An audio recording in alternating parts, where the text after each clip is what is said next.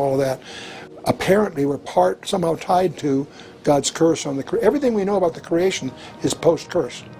Prior to the curse, it may have had 10 dimensions, and for some reason it was fractionated. So that some of us tend to regard those 6 inaccessible dimensions as the domain of things like angels, the domain of paranormal behavior. So the book of Revelation opens up the future for us.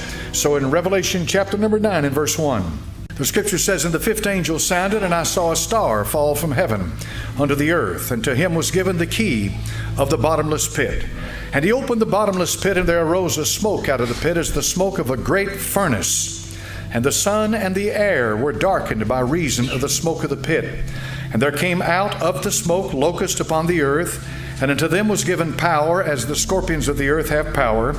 And it was commanded them that they should not hurt the grass of the earth, neither any green thing, neither any tree, but only those men which have not the seal of God in their foreheads. And to them it was given that they should not kill them, but that they should be tormented 5 months. And their torment was as the torment of a scorpion when he striketh a man. And in those days shall men seek death, and shall not find it, and shall desire to die, and death shall flee from them. And the shapes of the locusts were like unto horses prepared to battle, and on their heads were as it were crowns like gold, and their faces were as the faces of men. They had hair as the hair of a woman, and with teeth were as the teeth of lions. And they had breastplates, as it were breastplates of iron. The sound of their wings was as the sound of chariots of many horses running to battle. And they had tails like unto scorpions, and there were stings in their tail. Their power was to hurt men 5 months. And they had a king over them, which is the angel of the bottomless pit, whose name in the Hebrew is Abaddon, but in the Greek tongue hath his name Apollyon. Woe, one woe is past, and behold, there come 2 woes more. I want to preach you a message about something that is happening right now while you're sitting in this auditorium. It's in Cern, Switzerland. Now, you may not be aware of what's going on over there, but there's a thing over there that's called a Large Hadron Collider. And it is an accelerator. It accelerates particles and then brings them to the point of collision. So this Large Hadron Collider was started up just a few days ago, and it's still in the initial process of being brought online completely. You say, what in the world does something like that have to do with me and the Bible? It has a lot to do with you and the Bible. Amy's not at work. She's on Get Your Guide, planning experiences for her Mexico trip. Dreaming she's already there. I cannot and will not attempt to speak as a physicist. It would make me look like a fool.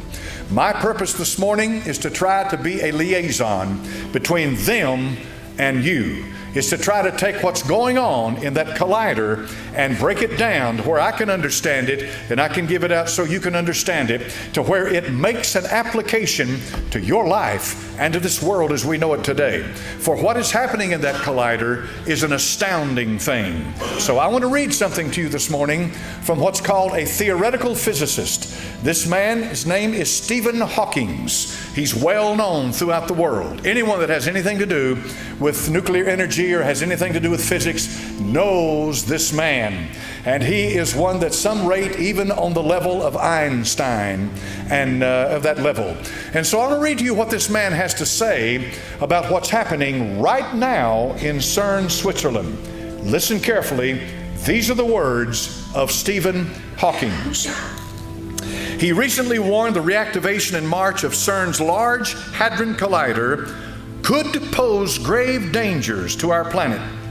The ultimate reality, check, we are warned. Hawking has come straight out and said the God particle, and this is what you've heard referred to time and again as the Higgs boson particle, the God particle found by CERN could destroy the universe. Now let that settle in. This man is an atheist, and he says there is no God.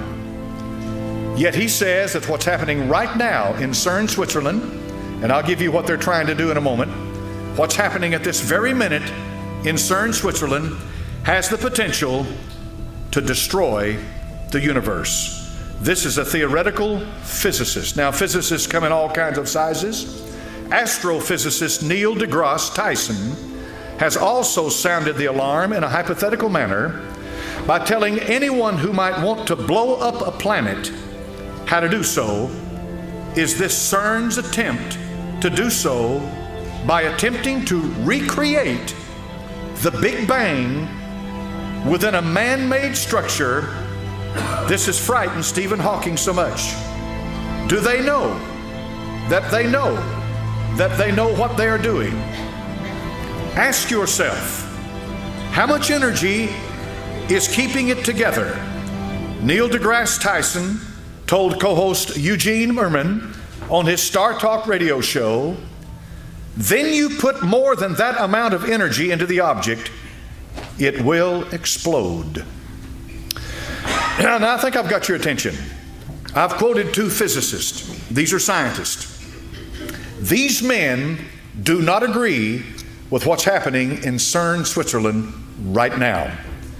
There is a 17-mile long accelerator that lies 300 feet beneath the surface of the ground. This area is where France and Switzerland come together.